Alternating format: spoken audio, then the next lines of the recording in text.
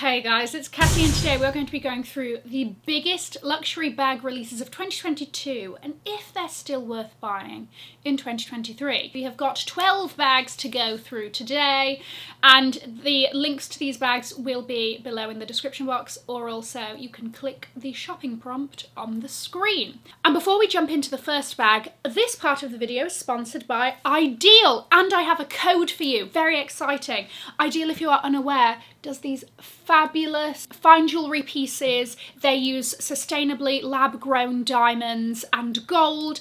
The great thing about all of these designs, I will talk you through it, is that you can always choose white, rose or yellow gold for any of these. Now these are the ones that I've been gravitating towards recently. So this one is the Live earring that's having a little crawly crawl up the ear. Oh, you can twist it round and do it this way.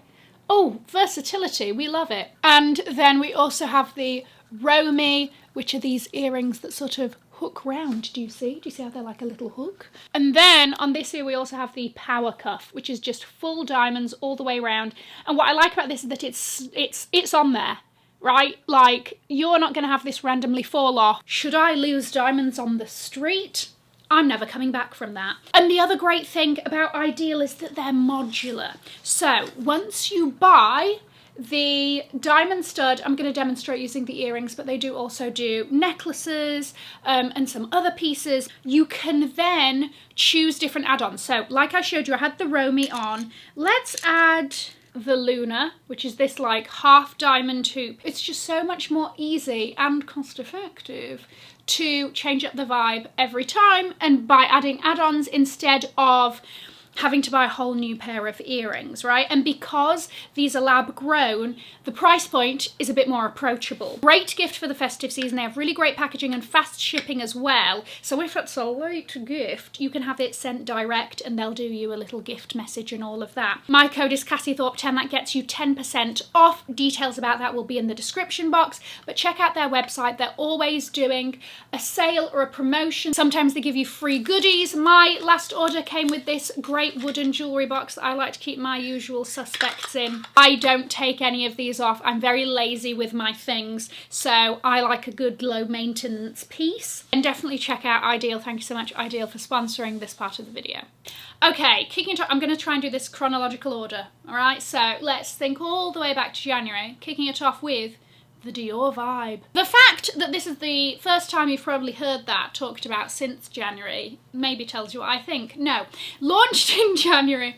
This is especially, it's a sporty sort of hobo bag style. They launched it with a bowling bag sort of style, but really it was the hobo bag that they were pushing a lot and that was the focus, right? There was the canage print in the leather. It had this sort of rolled contrasting handle, zip across the top, and sort of a longer strap as well. Personally, my thoughts around this bag, it felt very inconsistent to me. I didn't like how the top handle connected to the rest of the bag with these little sort of chains. It felt a little bit sort of not like they'd thought it through at all. Those little chains aspect made it look a little bit cheap. I don't know, it didn't feel right to me. I think it's fine, it's functional, but as we know, Dior likes to discontinue bags after a short amount of time. And I feel like this one might be up on the chopping block next. I don't think it's, you know, it's the worst bag around. I just think that there are much better bags. I mean, even another Dior suggestion, the Lady Dior drawstring top handle. It's cute, okay? And it actually looks quite interesting. And this one just, I don't know, I think it was a bit of a flop. By the way, if you are new here, my name is Cassie and I'm a self-diagnosed luxury addict. I put out videos on Mondays, Wednesdays and Fridays, so if you like luxury fashion, then you're going to love it here. So head down there, subscribe, turn on the bell, become a member of our luxury addicted family. When are we going to rehab? Never. Okay, moving on to bag number 2, the Chanel 22. We have talked so much about this bag since the beginning of the year because it's quite, she's quite controversial, I think that we'd say. This is a leather bin bag, a leather drawstring apple bag from back in the day. And I'm sure you would have seen, especially if you watch a lot of, you know, like luxury YouTubers, there have been quality issues galore with this bag. So, I mean, as there has been with Chanel. They released this in a small, medium, large and a backpack size. I know for 2023 they have shrunken it down, added some pearl chain details. Fair enough, that one actually looks cute. But are you still going to be safe from the quality issues? Probably not. So whilst I think, as it is a named bag of Chanel's, especially when Chanel sort of gives a bag a name officially on the website, like it's going to be around for a while, whilst I think in terms of like longevity, this bag, they're going to keep pushing it out in different variations and all of that, I think that for the quality wise, it's not worth it.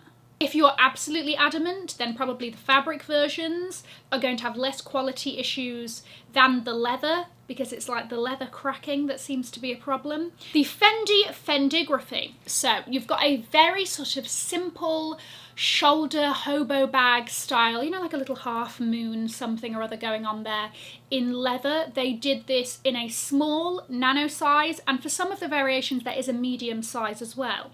The strap is adjustable a little bit. She's very much a shoulder bag. And then you've got the Fendi hardware across the bottom of the bag, right? And I know initially when this bag came out people were a bit worried because of scratching that hardware when you put it down.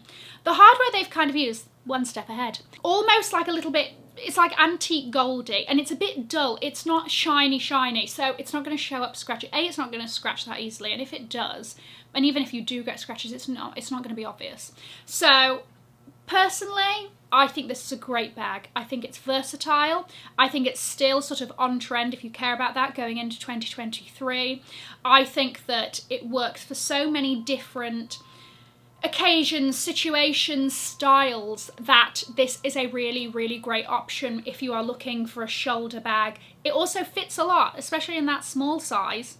You're going to fit stuff in there. When it comes to the nano, this is very much more either a sort of bag charm or bracelet bag. And I like the concept of the bracelet bag for being hands-free, but then it is a bit fiddly to get into and out of, so keep that in mind. But generally, the Fendigraphy, I'm happy she's here, worth it. The Givenchy Kenny bag. I think this is the first time I'm actually talking about this bag on the channel. This is a sort of, how do we even describe this? It's almost like a little drawstring pouch, right? But she sort of fans out in the corners.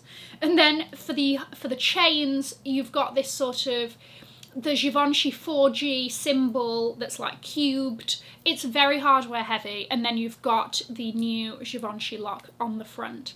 I think she's edgy, I think she's fun, I think she's different. It's not something that I personally would go for, and I kind of think that in a few seasons' time you might be lucky to find a few of these at the outlet. I have noticed that they haven't made it into the sale this time. I might be wrong, but I was keeping my eyes open. But I think it's interesting. It's one of those bags that's almost so trendy, it's not trendy. Does that make sense? Like, it's just different from the outset. So I think in terms of like trend-wise, it's a good one because it's a bit weird and out there. I like it. I think it's quite evening-y though. Like, I think it's going to look better with, you know, sort of going out or a bit dressier outfits. But then again, I can also see this working for a casual look too. I don't know, I think she's a bit of a dark horse, and I think she's still worth it. The Miu Miu Wander. Miu Miu has been one of the hottest brands of 2022, and we cannot deny it. And whilst we have talked at length about the ready-to-wear, they have also dropped a couple of bags on us, one of them being the Miu Miu Wander bag. Now, this bag, style-wise, is very simple, very easy, very inoffensive. It really comes down to, do you like the Miu Miu Matelasse leather and fabric detailing or not? That's really the deciding factor, because the style of it is a style that we see across lots of different designers. It's just if you like that particular kind of quilting, which I can see some people absolutely loving and some people absolutely hating it. But it is a very Miu Miu trait. I don't see this bag going anywhere. I see them still sort of doing it full force for 2023. So in that terms, I don't think it's going out. Yeah, it's worth it. Is it the most exciting bag to me? No. But I think you're safe buying her in 2023. The Gucci Blondie, arguably the most boring Gucci bag that Gucci has released in the last few years. This one sort of took me from an angle because I was a bit like, really? Like, this seems, it just looks like you've dragged this out of the bottom of your mum's closet and it's not been touched since the 70s. Why is it so thin? I will say the belt bag version is fire. Love that a lot. But the actual version, it just, the proportions, I don't know, it just feels a bit off to me. Am I the only one? Let me know. So I'm a bit biased on this. I don't think it's worth it. I think it's fine as a clutch though, I will give it that. Generally, I mean, I think there's much more exciting things. Saint Laurent Icare bag. Big bag energy coming through full force. We know that this is a big trend for 2023 and sort of back end of 2022. And also, I think it's quite a safe bag style. I think it's very practical, it's very throw in and go. It's very good for travel. You can squeeze that under the chair in front of you if you need to. Comes with a pouch. We love a free gift with purchase. 2-in-1. Generally, the style of it is very cool girl-esque, helped by the fact that Zoe Kravitz launched it, right? It's very sort of carefree and fabulous and oh yeah, I know I look amazing but I just threw this on before I left, like it's no big deal situation. This bag sold out when it launched. It's much more readily available now. It's a lot of money because it's all leather. But I think that it's worth it. I think it's still going to be on trend. It's a good one. It's a good all-rounder. If that is what you're looking for, if you want a big bag. Saint Laurent tends to do very good quality. So yeah, I think she's worth it. Redeeming Gucci is the Gucci Attache bag. This is again another sort of hobo bag style. You've got all that monogram canvas and then you've got the Gucci webbing across the bottom of the bag and different coloured webbing as the strap. I do wish that they'd kept the same colours, keep that same energy throughout the bag design. Again, it's not necessarily a bag style that I think works for me and my lifestyle, but I think generally it's very good if this is what you're after. You can crossbody her and have her open, you know, like a little hammock by your hip, easily accessible, or you can pinch her using the little G hook, once again, excellent design element from Gucci, well done to you, to sort of have a fortune cookie style as well. I just really like it. I think that they've thought ahead with this. I think it's very practical. Then, towards the end of the year, we saw the Bottega Veneta Knot clutch come back. So, with Mathieu Blazy's takeover as creative director, he brought back the knot clutch, updated it with some modern twists, which involved it looking a little bit mummified, if I do say so, and also the knot itself grew prongs, right? Do I like it? Yes, and I think it's great. I'm really, really happy that it's back. I did prefer the original style, so I would say if you also preferred the original style, get it pre-loved because it's a lot cheaper than this one. But if you like this style, it's worth it as well. Bottega prices are just going to keep going up and up. I really like the version with the shoulder strap. I like what you did there. That was a good move. And again, I think that they're just going to keep pumping this out in more and more variations. Prada's most recent Re-Edition, if you can keep up, this is the Re-Edition 2002. You've got a little top handle. It's a mix of nylon and leather details. You've got a crossbody strap, and then you've got this big buckle on the front. Now, whilst I have loved a lot of Prada's Re-Editions, and I think that they've sort of, you know, tweaked them accordingly or done them in really cool variations, I think this one is the one with the, I think this one could date itself, and I think that that buckle is a big reason why. I don't know, it's almost like I can see it doing very well now and in 2023, so if you want like a hot trendy bag, not necessarily want to keep it forever or whatever, then fair enough, go for it. But I think if you want something that's going to stand the test of time a little bit more, I don't think it's this one. Then we have the Louis Vuitton side trunk, which you know I love. Okay, so this comes in your Louis Vuitton monogram canvas and also in leather. Different colours are dropping and all of that. These metal corners, giving it that little like nod to the trunk history. I love it. And I just think that this is so different for the brand and from a lot of, you know, recent releases that we've seen.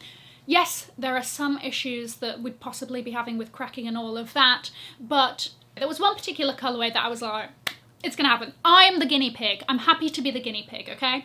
Personally, I am such a fan and I think it's worth it, but I will say wait a bit until there are more videos talking about the quality and all of that and the differences between the canvas and the leather versions. It's going to depend on how you keep the bag when it's not in use. So I think it's good to stuff the bag when you're not going to use it so that those creases don't like settle in.